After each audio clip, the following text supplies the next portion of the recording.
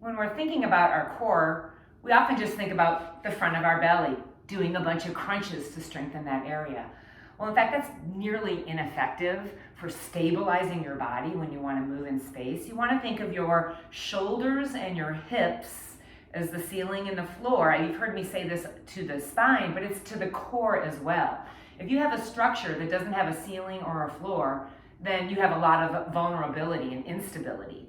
So when we think of the core, we're not just thinking of the front, actually, of our torso. We're thinking of the shoulders for stabilizers, the hips as stabilizers, the front core, and not the ones that look like a six-pack, but actually the muscles that are underneath those, called your transverse abdominis muscles, the obliques, which are your waistline muscles on the side, and the really important erector spinae along the back of your spine to stabilize and balance up those muscles.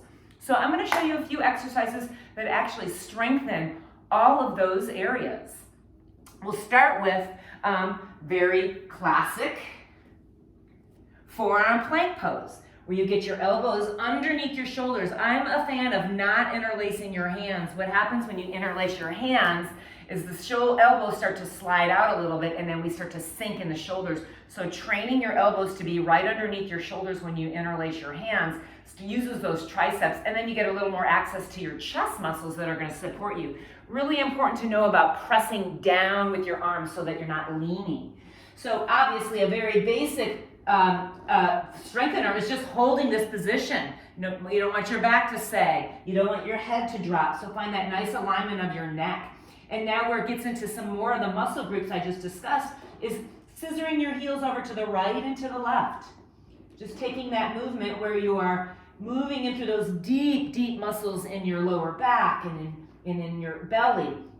And do this rolling over your feet instead of picking up your feet and then changing it. So you're training all of those interconnected muscles and tissues to do that movement. And that's a lot. So give yourself a rest in between.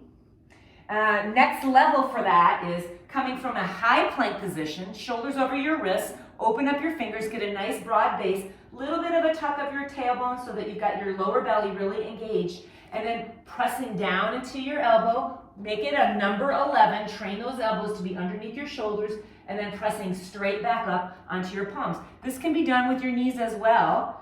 And then as you get better at it, meaning it's not as strenuous for you, try not to rock when you move. So really focus on stabilizing your hips very carefully as you move from one and to the other. The next exercise, you're going to need some props. If you're going to be doing this on tile, you'll need a blanket. And if you're like me and have carpet, paper plates do the trick. So what you'll do is you either put the blanket underneath your toes at the back of your mat, or I'm going to use these paper plates. And you just put the balls of your feet on the plates or your blanket, drop your knees down, get your palms close to the edge of your mat, lift your knees and come into this deep tuck position. And then as you slide your legs out, you look a little bit forward, and then you slide your knees in. So I like the inhale to stretch out, the exhale to contract.